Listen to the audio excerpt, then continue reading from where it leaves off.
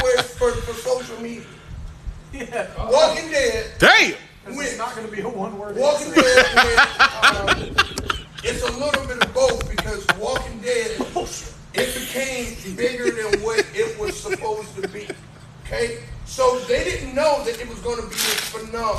Okay, they didn't know how iconic it was going to be.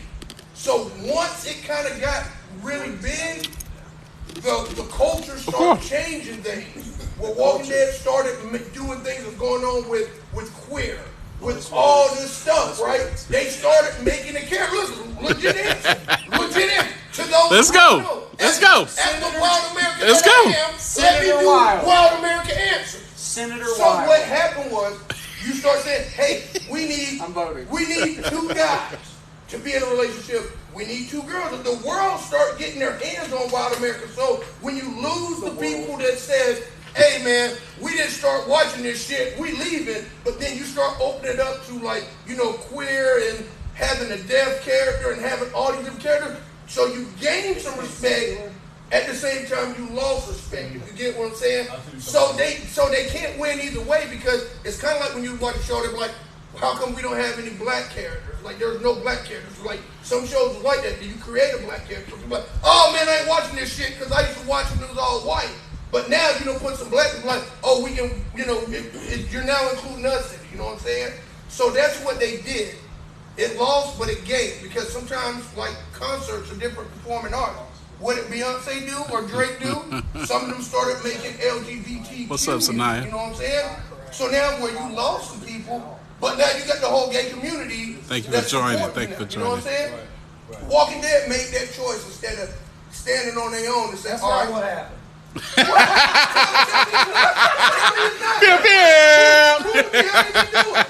What? Nobody gives a shit if zombies are getting fucking killed. I'm going to eat them up on this one. No one gives a shit that there's some gay characters. Guess what? Guess where Walking Dead is filmed at? Where? Georgia. Okay. What the fuck runs Georgia? In Atlanta. LGBTQ. Municipal government? LGBTQ? Is that what you're saying? The show fell off a cliff when they decided you're going to watch one of your most beloved characters get killed, and oh, by the way, since we love this actor who killed him so much, he's got to stay around. He's got to be. It's like no, motherfucker, you got to kill them all. Got to kill them all. What you're saying about what they did later, I'm cool with. They completely did it. So, but they lost and gained. A lot of stuff we watch, even when you watch a football team in sports, what do some people do? Sometimes you got to flush the team out of the tournament and start off. You need to do different things. Let me ask you this. I hear what you're saying. I hear what you're saying. Tell me this. Over the course of the show, the margin between what they gained and what they lost, which one is greater? I'm going to say you probably lost more because that is a long time to have a show. Now, changing the show like you're talking about, you're right.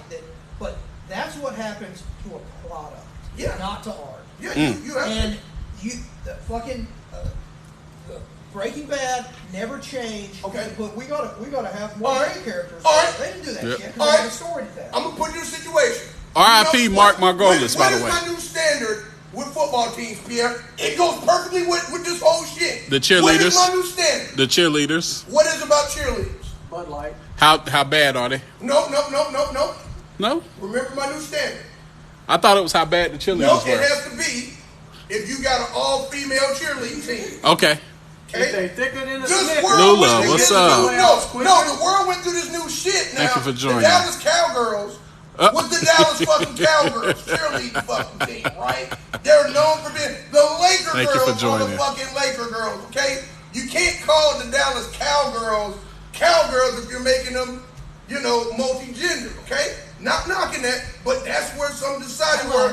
It used to be. So where does this fit? So where does this fit with the show then? I got a question. Okay. If you're watching football, who gives a shit? I do, goddammit. I want to see the Dallas Cowgirls, damn it. Right, you got to on your phone. You can watch football and then look at TV. Goddammit, I want to see the Cowgirls, not the Cow Guys. Okay, so Seattle Seahawks, guess what? I'm pissed off and done. Okay. Guess what we used to call our dance team? What? The Sea Guys. Okay. What do they call them now? The Sea Heroin Addicts? I don't know what the Seattle Sea Murder? So, all right.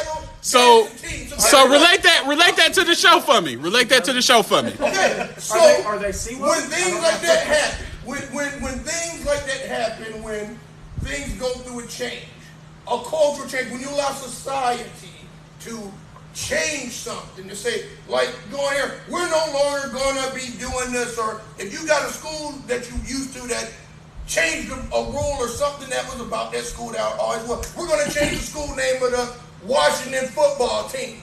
People was pissed off at that shit, right? Right. So when people come in and you buy into society, when you become a show that's like, hey, we didn't know Walking Dead was gonna be this fucking big. Nobody's heard of none of this shit. Now we're selling merchandise out the woodwork, we're doing all this shit. So now somebody says, we need to see a gay couple in the zombie park, because y'all not representing the gay couple, you're not representing the deaf, you're not representing this culture, you're not representing, so they start adding all these new pieces to it, and you're going to lose people. You don't think that dilutes the show though? Well, because you're gonna have multiple groups saying that. More, but that's what I just said. So you're gonna start adding all this shit on behalf of it being a product, like Tripp said, versus it being a work of art. Okay, I got something really serious to add here. Okay. What does art do for society? Oh, is this serious? Yeah, I'm actually being serious right now. What does art do? It changes. Exactly. It leave it right there. Yeah, it changes. Right. Art pushes the envelope of what is accepted in society. Agreed. And that's a really big difference between conscientious people and open people. We're talking TV though. Yeah, right. Because that show started out as art. Yeah. What did the art do? The art started changing people's perceptions. Okay. And so some changes, that change went on to the outside, and then the outside bounced the idea back in. But there's a budget that has to do with being able to put that product on TV. Especially right. Yes. Hold on. You're both absolutely right. And it went from being art to being a mass-produced product. Okay. And in that interchange from being art into a mass-produced product, it stopped being art. Same thing happened to Orange is New Black. Nobody's really saying the same Which shit. is okay. And they did the same shit. I'm fucking second on. I'm all for lesbians. Shit, though. I like lesbians a lot. I've got lesbian friends. I've been in bed with them before. It's really fun stuff. But I don't like lesbians enough to even watch that fucking show. So that show was never art. It was a product. That show was art. That show was art, but it got political. That show was a product. That show was a product. Maybe it is developed to sell to a certain demographic. And it's like art. Okay, over talking is not changing the validity of what I'm saying. So my point is, go buy your Walking Dead action figurines because it's all mass-produced bullshit. There's no artistic value there at all, nor any intrinsic value left after the art's been destroyed. Mic drop. If you've talked to people who watched the show, dropped it. They dropped it at different points. Yeah. Pun intended. It was a death by 1,000 cuts. And for me, it was... Pun intended. Every episode has three Pun things intended. that are fucking stupid. A mic and two things drop. that are shocking. I can't believe they thought of that. And then the show just goes on, and more stupid shit happens. And the good actors come in and leave after 3 episodes, even though the character's in the comics for a while. And then you're just like... And then they get rid of Carl because the actor was about to turn 18. They'd have to pay him scale. All right. And you're like, you know what? Fuck this show. They just don't care. It's about nothing but making money. I agree, but I don't think the show fell off. I think I think some people, and I get it, if you're aware of what's going on, it's going to turn you off. Okay. Well, I also know that Carl is the future of the fucking comics, and it just so happens that now his daughter is. It's like, you know what? I don't trust that anymore. So I just don't trust it. So I'm not watching it. But here's the thing: why that show surprises me and why I love it so much is because in the episode that Rick perished, which he did perish, right? You're going through it and like, what the hell just happened? Mid-episode, it goes through where the hat's on the ground. She picks up the hat, and it's 13 years later. They didn't give you like a bullshit like how they gonna survive. Now you get this moment to like, how did they survive? What's happened since Rick? Right. And the show went on. You know what I'm saying? It wasn't like, and I think they're brilliant. I think they're really brilliant. Just hold on. I got another one here and another metaphor for you to use. Give me another. So the show started out hard. The show started off with May. Fucking killer. Did it not, Mike? Goddamn it! I understand what you're saying right now. My dick getting hard. That's not the effect I want to have. I need to know. No, the blood is pumping. So it started off hard, but it just got watered down and watered down. Stick with me. The show's like Daze. Uh-oh. That show came out, it was killing motherfuckers. People was dropping dead left and right. And then after, what was it, the second season, you had Magic Johnson. Uh-oh. Why you gonna say that? Magic made it. And that show's still going, but that show ain't working. When you argue the show became more formulaic, that was where it started having an issue. Oh, absolutely. And you know what? Hold on. I'm going to stick with you on the formulaic, too. So let's say it became more formulaic, but they don't follow the order of fucking operations, so it's a clusterfuck. Well, I agree when you got 9 or 10 writers doing that. I agree. Here's my thing, though. I'm saying, like, all right, with The Walking Dead starting out, interesting. We're trying to survive the zombies, see the degradation of society, see how people interact in between that little thing. However, later on in the seasons, we see there was zombies, crazy person we gotta deal with, or group. There was zombies, crazy person we gotta deal with. You're always gonna have a crazy person. You always gonna have that. I'm sorry?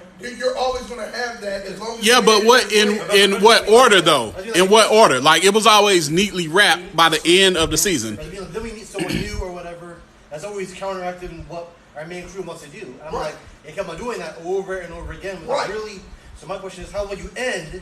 How would you systematically end a good series? That's yet to find out. Nobody. I can't wait to find that out. There's one way to end the show. Rick wakes up at the beginning. He dies at the end. There's the only way to end it.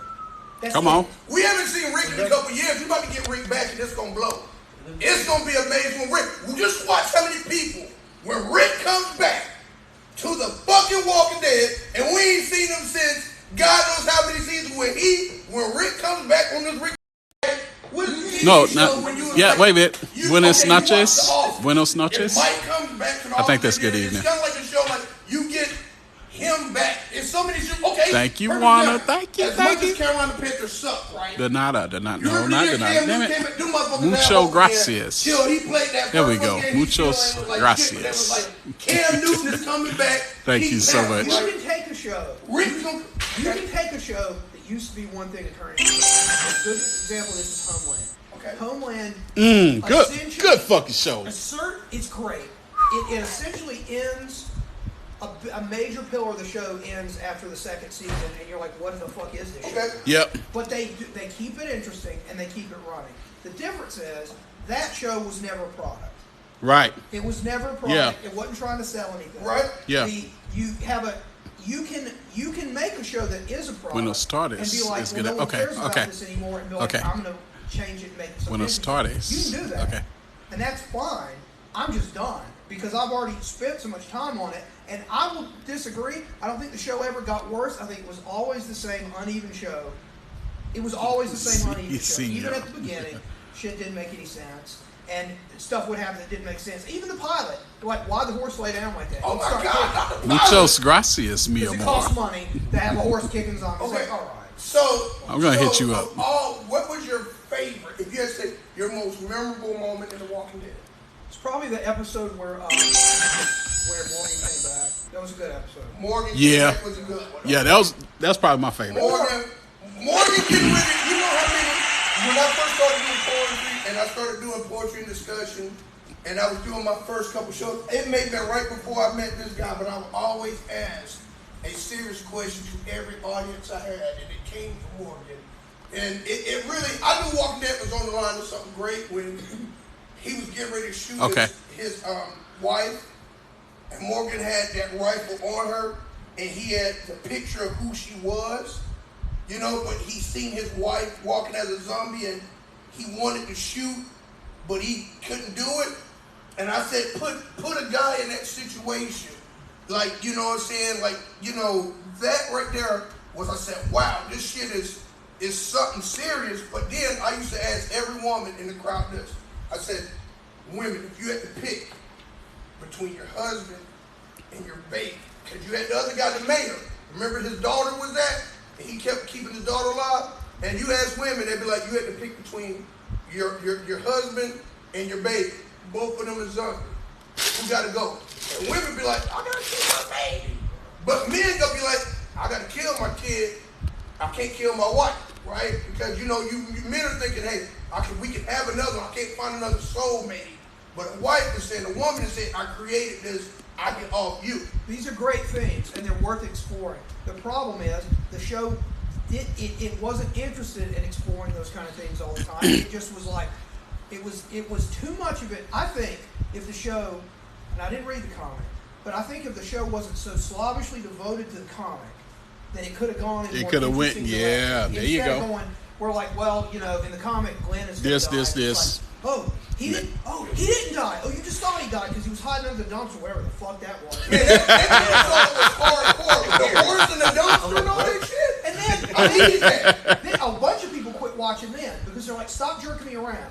You making me think he's dead and then you don't. They do a lot of that. I agree. They do, and then but they do it. They do it a lot because they think like a lot of corporate people think.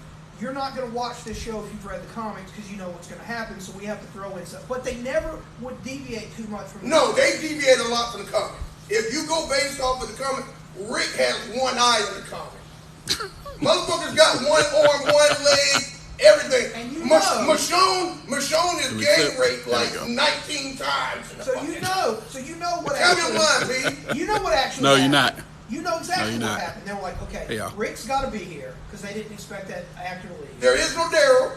Rick is going to have to leave. Thank you. And so it's going to cost too much damn money. I got my notifications turned on for you, so when you go live, I'll see it. Anyway.